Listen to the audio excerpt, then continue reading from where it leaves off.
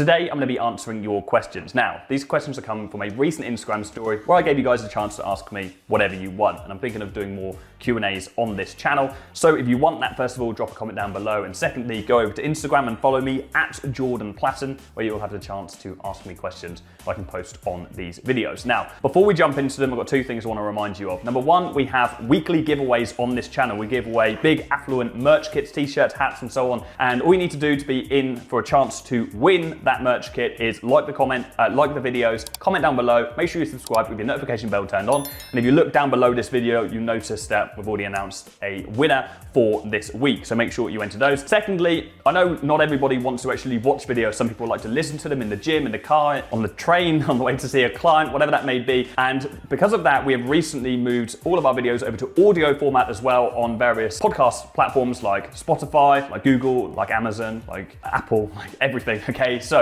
if you want to listen to these videos, go ahead and subscribe to the podcast on your favorite podcast channel. Let's get into these. So what do we got? First of all, knowing what you know now, what niche would you start your agency in? Scalability and simplicity of service-wise.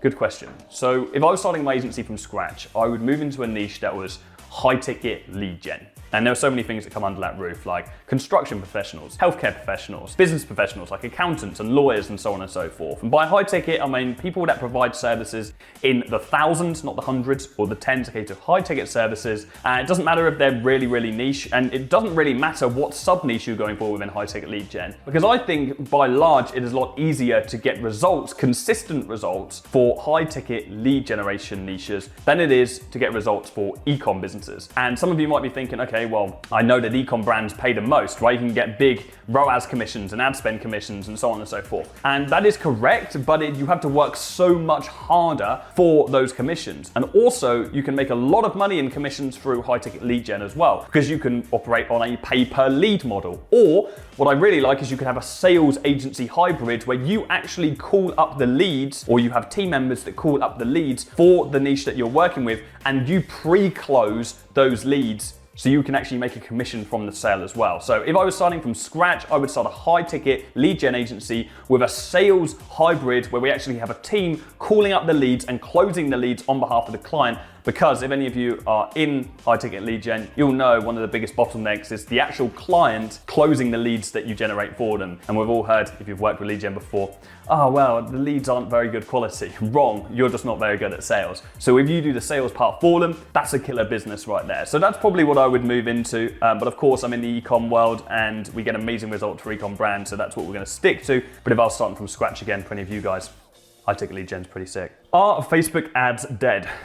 No, in short, absolutely not. In fact, we have just refined our offer in our agency to just offer Facebook ads again. We were offering TikTok and Snapchat and YouTube and email marketing and CRO, conversion rate optimization. But now we've just refined our offer right back down to Facebook ads again, because that is our bread and butter, and that is where we see the most return on investment for the majority of brands that we work with. Now, that doesn't mean that is the case for every single industry out there, but certainly for us with ecom brands, Facebook ads is getting the most consistent and predictable return on investment long term, and we can scale them a lot more aggressively. So absolutely not, Facebook ads are not dead, but old strategies are dead. These days it's not about interest and lookalike audiences and manual bidding, it's about the creative, okay? You need to have creative creation capability. That's a bit of a tongue twister. You need to make sure you can put out as many creatives as possible to a broader audience and allow the pixel and the algorithm to work its magic, okay? And it's doing a really great job right now.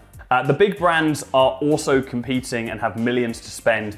How can a new agency owner compete? I presume this is a question about getting results for clients, as in if big ecom brands are competing and have millions of pounds to spend, how do smaller ecom brands, how do we get results for our clients when they're competing against big clients? Now, firstly, a big competitor having a massive spend on a specific platform does have an influence on your ability to penetrate it, right? But we use three major things in our agency to continuously help the underdogs smash out their bigger competitors, right?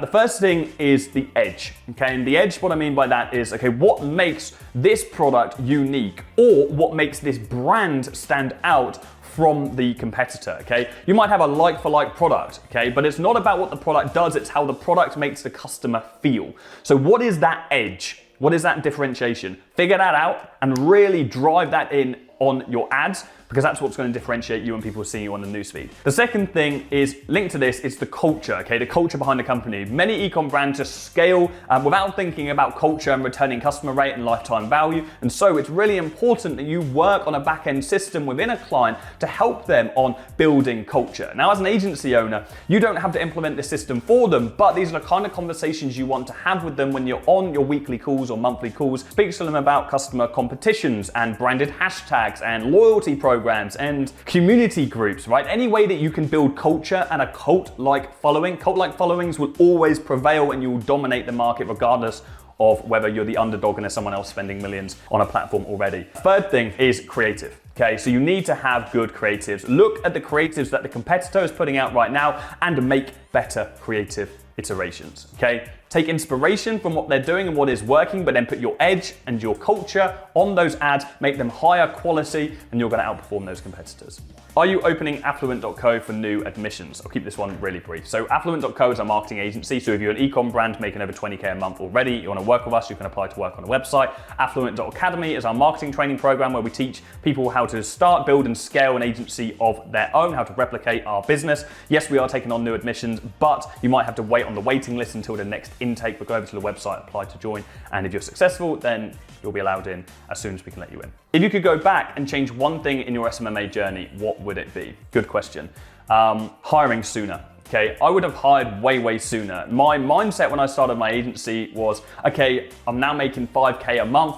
That's 5K in my pocket, right? If I have to then outsource something or hire a team member, I'm feeling the sting of it and I'm not thinking like a business owner. I'm thinking like a freelancer. But if I was thinking like a business owner sooner and I made more strategic hires and I had an ads team a lot sooner and I hired a sales team a lot sooner, then we would have scaled way quicker and I would have made a lot more money. So moral of that story is think like a business owner and not like a freelancer. That money that you're making on a monthly basis is there for you to reinvest in the business. That is not your pocket money to spend on nights out, cars and flashy things, right? Can I get a remote job in your agency? Well, we just filled our last media buyer position actually 2 days ago in the agency. We're not hiring for anyone right now, apart from potentially some people in the sales team in the near future. Go follow me on Instagram at Platten if you want to find out more about that. That's really where I post any jobs that are coming out. And you can subscribe to our newsletter on our website as well, where you'll get notified by email for any new jobs. What directly contributes to your discipline and consistency? Having good goals. Having good goals is very important, and having accountability. Me having this YouTube channel, I'm publicly documenting my goals and publicly documenting and speaking about what I want to achieve, and therefore I'm being held accountable by millions of people all over the world who are watching my content, right? So accountability is very important. Now, you don't have to do that for a personal brand. You can do that through team members, you can do that through family members, or a really nice way to do it is find somebody else who's also starting an agency, who's at a similar point as you, check in with them every single day. When they're working hard and you're not, you're gonna feel guilt. When you're working hard and they're not, they're gonna feel guilt. Accountability is very important, and really good goals, okay? Not just setting a broad goal like I wanna make 10K, but actually micronizing that goal. In fact, I put a video out about this on YouTube recently. I'll put a link in the description, you should check it out. Micronizing that goal, and what I mean by that is breaking it down onto weeks and days so you can actually achieve that goal, and it's not just some airy-fairy hypothetical goal of I wanna make 6 figures like everybody says. You're actually breaking it down, you know the exact steps that you need to take in order to achieve that macro goal, okay? So I do that every single quarter. I set goals for the quarter. I then break them down into individual weeks and I follow them, and I have accountability through our team members. I've got employees, I've got YouTube. There's so many different ways. So accountability is what then glues and holds myself to that. What do you do when you're lacking motivation on a certain day? This still happens. It happens to absolutely everybody. Anybody that says they have 100% motivation every single day is talking shit. What I do is I have a change of scene. What I found that really has worked for me recently, on the odd day that I'm not feeling much motivation and not much drive, I will go into my local city and I'll work in a co-working space. I'll completely take myself out of my home office, sit in this co-working space, seeing all these other people working around me, and just that change of scene is enough of a tweak for me to just hone in and get done. So I put my AirPods in, right? I literally just plug them into my ear. I use brain.fm. I would recommend checking it out if you haven't used it before. It's like a scientifically backed audio website where you can listen to waves that are going to help you focus. Make sure you have noise cancelling in, absolutely key. And I just focus on getting my work done with a to-do list in front of me. It's very important that you have a to-do list to pull you through on those days when you're not feeling motivated. But that being said, you should have a to-do list at all times anyway. So yeah, have a change of scene if you're not feeling motivated on a given day. Best advice for teenagers, skills they should learn, or book recommendations. Okay, this is quite a broad one because you could be 14 and you could be 19, right? And you're a completely different person at those ages. If you're 14, don't even think about starting an SMMA, okay? Go out there, hang out with your friends, go party a lot, socialize, chase girls, do all the things that are gonna help you strengthen your communicational skills. And then when you hit 16, 17, 18, then maybe think about it. I would even say like wait till you're 17, 18 years old. You should be enjoying your youth. Like I think there's a culture right now of young, especially men, young boys, who really feel pressure from videos they see online from all these people driving Lambos and going out jet setting and getting all these girls and all these things. They feel this pressure from society to start a business. Like when I was pre-17 years old, I wasn't even thinking about that. Maybe I was thinking about a clothing brand that I was gonna start in college, but I definitely wasn't thinking about starting like a marketing agency. Go out there and enjoy yourself and harden up your communication skills, because communication skills are the single best skill that you could have in any business. And what I mean by that is just being able to speak to a diverse range of people, okay? And actually enjoying speaking to a range of people, because if you're a good communicator, you're going to be a good salesperson. And a good salesperson makes a successful agency owner, because an agency is a sales-driven industry. Now, for someone in those late teens, that's what I would recommend to you as well. Obviously, you're starting your agency as well. The skill that you should focus on is communication and skill and sales. Because even if you don't start an agency long-term, that's what's going to drive you forward in any other business venture that you start in the future. Books, recommendations. I'm just going to recommend two books, the two books that had the most influence on me right near the start, because I don't think that people in the teens necessarily, most people anyway, have all of their habits and their routines really figured out yet. And that's something that's really going to propel you forward and separate you from everyone else who's waking up at 9 a.m. every single morning, going to bed at 3 because they're playing COD all night.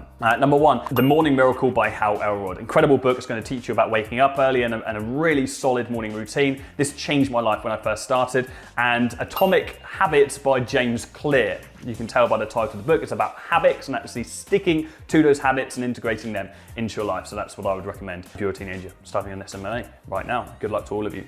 Last one, what is your perception of success? Nicely worded, because success is a perception, right? You ask 10 people this question and they're all going to give you different answers and none of them are right or wrong. But my personal perception of success is freedom. It's freedom of thought and freedom of decisions. It's the ability to do what I want when I want without having to answer to anyone or anything. It's spending every single day doing what I love and what makes me happy. And if business comes into your perception of success, which it does for me, it's having a business that makes a positive impact on the world, a massive positive impact, because I believe in energy and I believe that you receive what you put out into the world. But that business also needs to serve you. It needs to provide financial and time freedom, because if not, you lose that freedom of choice and that freedom of decisions. But there are many people that have businesses that are miserable because they don't have all the other pillars of their life in check, right? Their personal fitness, their self-love and their perception of themselves, their relationship, their family and their loved ones, okay? All of those things need to be in check, and someone needs to go through a lot of self-finding throughout their life to ultimately be enough of a holistically happy person to be defined as successful. Business success alone does not define that in my eyes. So yeah, you need to holistically have everything in check to be successful, and ultimately is going to come through to your wholesome, meaningful happiness. Okay, well, I'm out of questions, so I'll see you soon. Cheers.